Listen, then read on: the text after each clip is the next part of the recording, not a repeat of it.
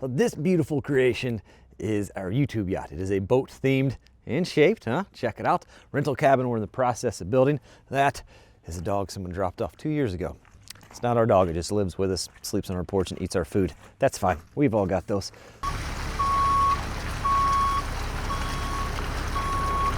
That is Dirt Perfect's matte granite triaxle dump truck, and it's got material the appropriate amount to scale legally.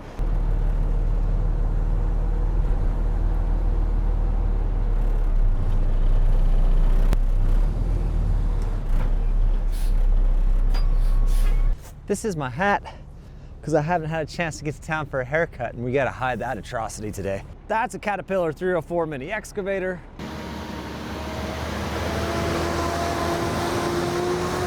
And that is 300 feet of 1-inch hex pipe. Hopefully with all these parts and components, we can get a water line ran out from the boat, past the parking area, even through the woods just a little bit. We'll see how it goes. Next step, we gotta go pick up some more material with the old matte granite.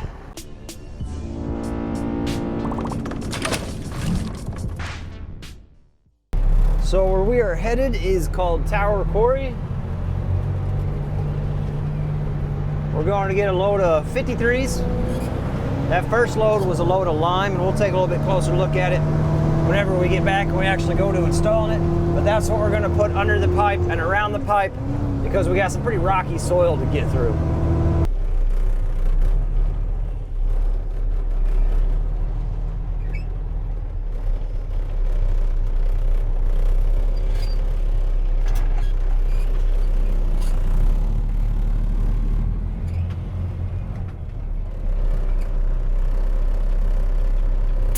Getting me loaded up. Like I said, this is Tower Quarry. I think we're in Crawford County. I don't know. Owned and operated by Molzers, who is owned and operated by CHR or CRH, multi-billion-dollar corporation that based out of Ireland that owns almost every single mom and pop aggregate company in the United States. Massive company. They bought out all these mom and pop places, but kept the mom and pop name on the side of the truck, so you still think you're buying local. Very clever of them.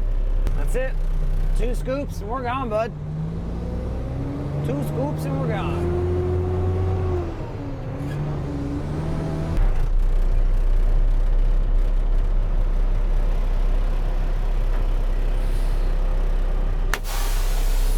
$320, $324, I think, for that load.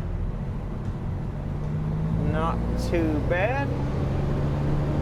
This one we gotta just dump over here at the shop because it's really the only spot I have I can stage stone where I need it, and then we'll just have to use a 555 to bucket it around back.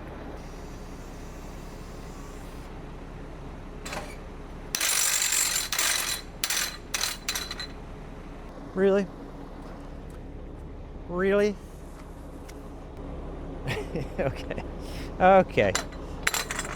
There's a piece of pipe right here, and that threads into a fitting up there, so I'm gonna have to do is take this out, take this to the store, and pick up another one.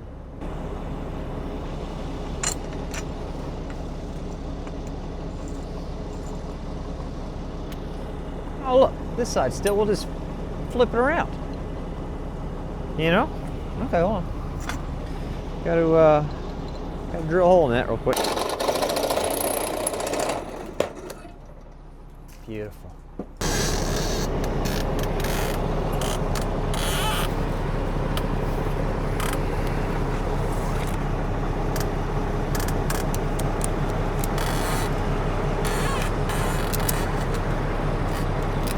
Well, this is the piece that was up top.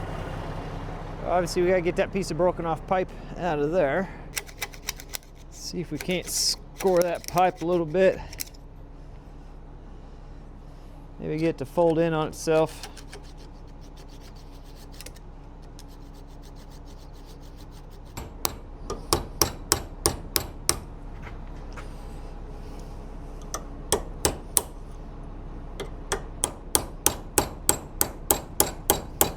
Scored what was left, broke it off, and just pushed it in off the sides. See if we can get that one pipe started back in there.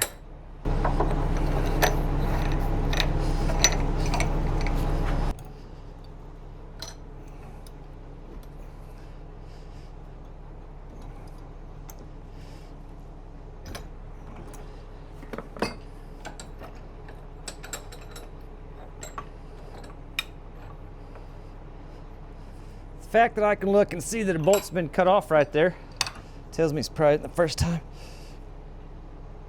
this has been broken. We'll get this in put in first. And I'm hoping just because we're higher up on the lever, it'll be a little easier for us to pull from the top. Worst case scenario, I suppose we can unroll the tarp. Maybe something just slip and this thing just mouse traps me right in the face. That would be wild.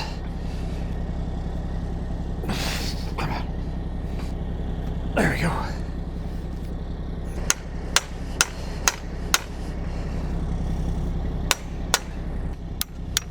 Sure that bolt will line up fine now. Hammer those threads through.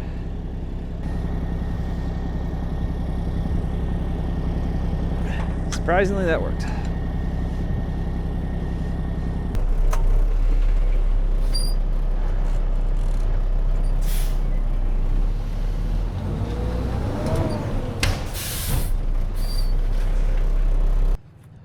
Unrelated to the Waterline project, but I got these picked up this morning and I need to get these off of Mike's trailer. The backhoe is not going to start for me. We're just going to drag it off with the Ford Ranger. So I can't think of a better way right now, and I got like 10 minutes before I have to leave. So.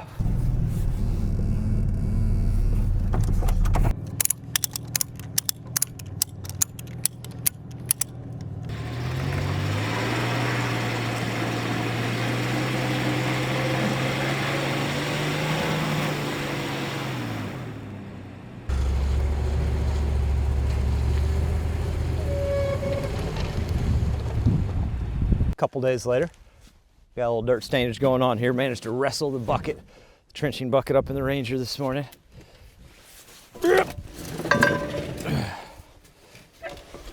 It's fine. This is what this truck was made for, I think. I'm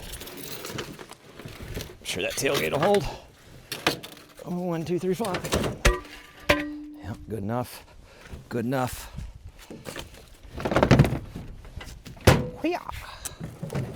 Okay, make sure it's got some of that oil in it. Oh yes.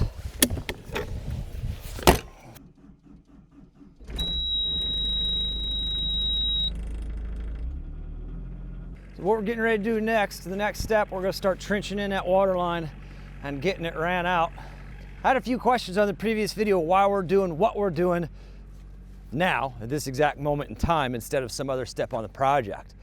Well, while we're working, I'll do my best to explain it to you, but I think it'll all make sense. So if you've been with the build for a while, you know we've got a walkway that's going to be coming in, well, pretty much right over the electric trench through, but right up there we got a walkway that's going to go in there.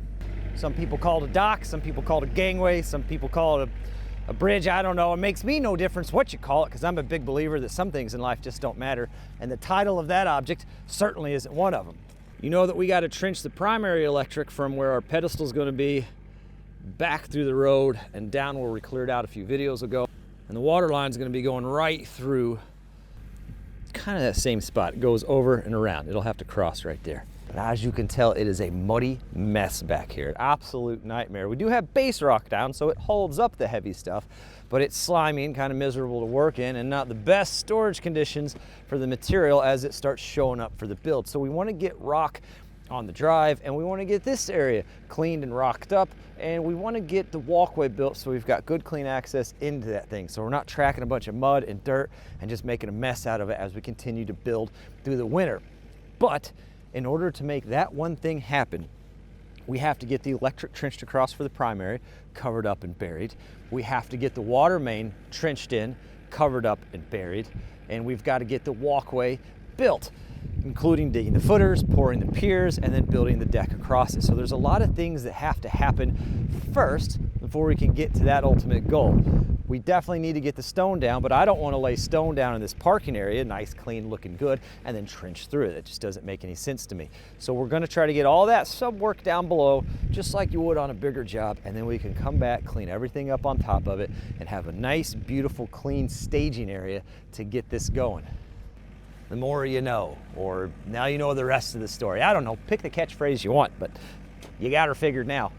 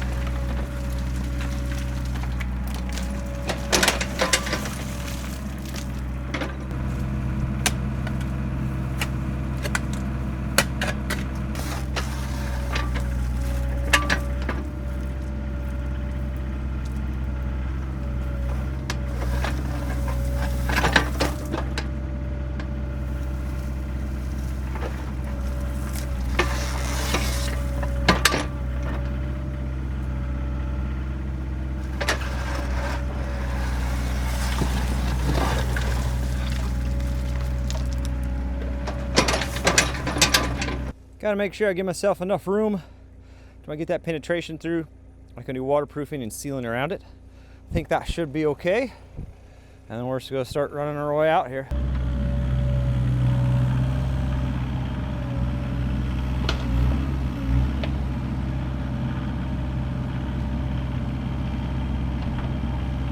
We're gonna go ahead and get this stretch of pipe installed and backfilled, otherwise I'm gonna put myself in a little bit of a bind with where I'm at if I don't. Right over a trench. Who did this? Why would we do that? Oh, finger, that hurts. Okay, I just had to look up real quick and double check that this is approved for burial. Not every pipe is, and I had to buy from a different plumbing supply shop than what I normally do. Just timing wise, it worked out that way. So we're good on that. Wouldn't that be something? Get the whole thing buried and then you look at the box and it's like, don't bury it. Hopefully we can just walk with it. If not, we'll track with the machine.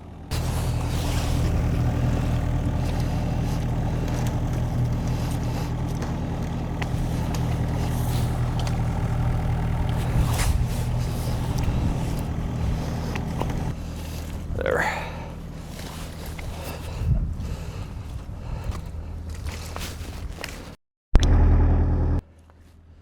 All right, that's stretched out a little bit. Let's see if we can get a hole in the wall. So we're gonna take the old hammer drill and drill some holes through here. A lot of people asked about a sleeve. You can do a sleeve, but when we used to do ICF, and I did it full time, sleeves always just ended up not exactly where we wanted them. So we found it easier to just drill. Now back then when we were doing it, I had an 1.5 inch drill bit on a much bigger SDS or much bigger drill. Today we're just gonna have to, make a few and go through it, but it's still, I still prefer just the drill method.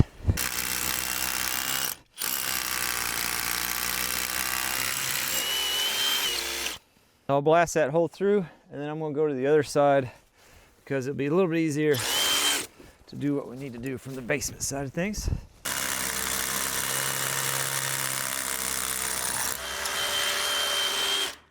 We're going to use some zip flashing to seal around that, but I also want, we're going to put a piece of this there too. The zip flashing is somewhat thin. I'm going to put some of this on there. It's a little thicker. It'll kind of help protect against the rocks and hopefully keep anything from poking through that flashing. But I need to go ahead and get that slid on the pipe before I shove it through the wall.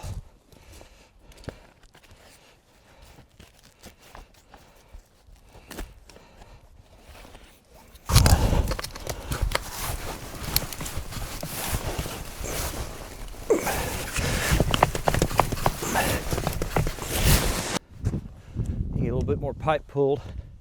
I'd like to get like 3 or 4 feet inside that wall.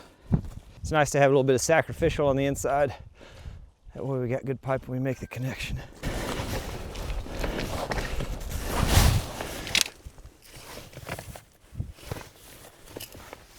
Okay, let's take just a little bit more. Yep.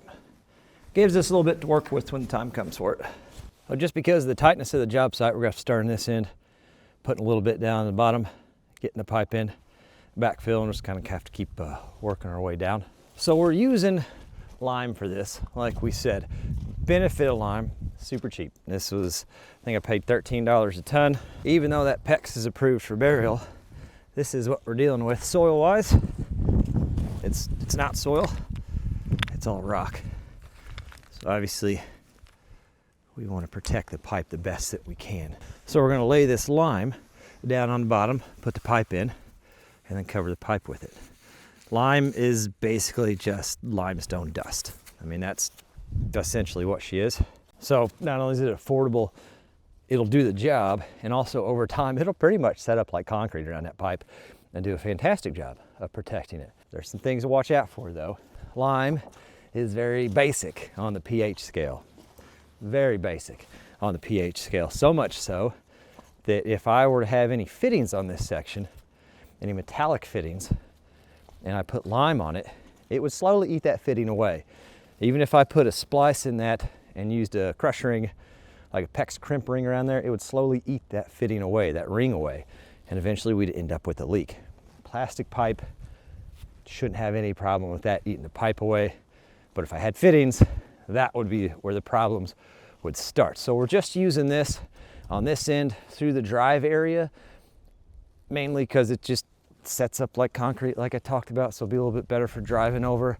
When we get further down on that end of the operation, we'll go to just regular sand, so we don't have to worry about it. Wherever that 300-foot roll cuts out, we'll switch over to 1.5-inch PVC, because off of that PVC, we're gonna run a frost-proof hydrant for the shop over there, so we actually put fires out, because I catch the grass on fire quite a bit when I'm welding. We're gonna run a frost-proof hydrant off of that same line for the garden area, so the Admiral can water the garden when she needs to, and we can stop hauling buckets of water over. Trying to maximize the amount of water off of 1 meter, because it's about $1,500 to get a meter set where we're at.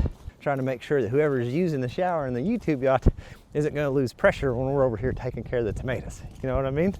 And I was gonna call and get you the exact price of what pea gravel is around here. I know roughly last time I quoted it, which is a couple months ago, it was like $42 a ton, which is wild. And the sand, I don't remember exactly, but it was more expensive than the lime. They dredge it out of the river here where we're at. And based on the price, apparently that's a pretty expensive operation. So that's my reasoning. Now, I'm sure there could be some people that disagree with it, and that's fine, because the good news is this isn't their YouTube yacht project, it's mine. So as long as we like what we're doing and it makes sense to us, that's what matters. Pretty excited about it, to be honest, to be to this step. This is a pretty big deal. I'm just gonna go along here, sprinkle a little in the trench, take the shovel, kind of flatten the bottom out a little bit, put the pipe in, and I want, I don't know, probably at least a foot of this lime cover on top to make sure rocks can't poke down through it. And then we're just gonna use the soil that's already existing in place to backfill the trench the rest of the way, because you guys saw it, it's pretty much rock anyway, so that's really not gonna hurt anything.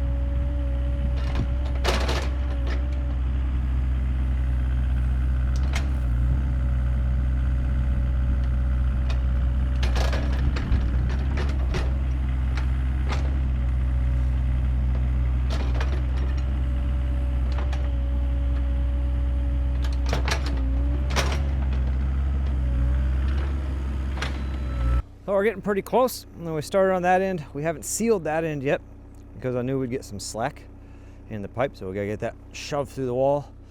Then we can get that sealed.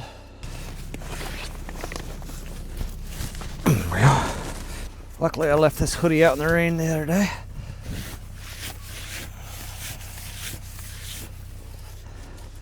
That'd be perfect.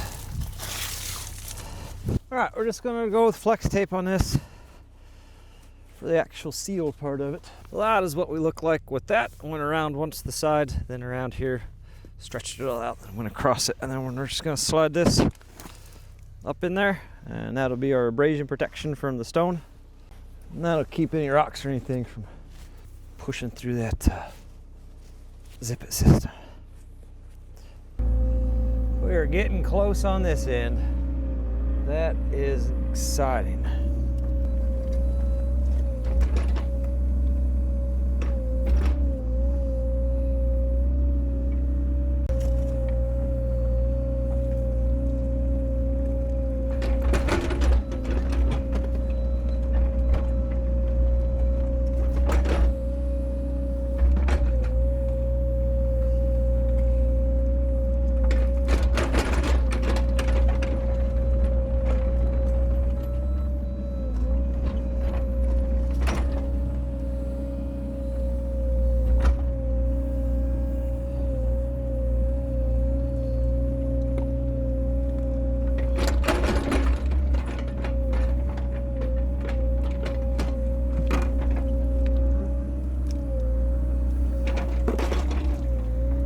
fuel light came on, so we'll go ahead and fill her up real quick.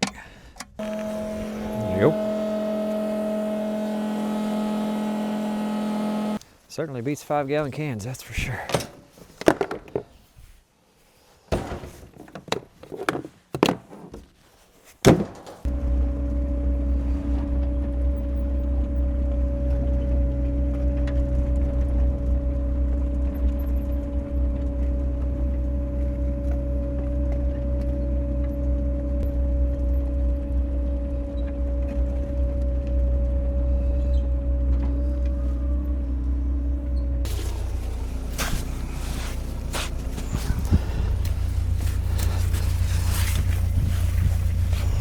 It's looking really good. So tomorrow, which will be the next video, I'm going to haul another load of lime, and then we can keep going with the pipe out into the woods and running whatever we got left on that roll of PEX out into the woods, and then leave it open where the electric's going to cross it. I want to go ahead and get this bladed out some. With all the rain we've had on the electric trench, I think we're okay to blade this thing out. So the next video, we will be right back on the YouTube yacht. I do feel like we're making awesome progress, especially for the time of the year and the conditions we're working in. We do have some very unseasonable weather in the forecast. If you live in the Midwest or wherever you're at, I think it's coming across the whole country. We got a bunch of really cold weather coming and the potential for some pretty big heavy snows. So if that's the case, we'll move back inside and start doing the framing for that interior radius wall. We can work on that since we have the roof all dried in now. I got a little propane heater I can put in there to kind of, take the chill off a little bit, plus with this heated jacket I always wear. So if that is what we end up getting weather-wise, then we'll just be back on the inside, making progress on the inside. We're at the 5-month mark of what we have to get this thing finished out. But we're also in a really good position that regardless of the weather, there's progress to be made inside and outside. So we're just gonna keep on trucking. Can't thank you guys enough for watching, and I hope I'm lucky enough to catch you on the next one.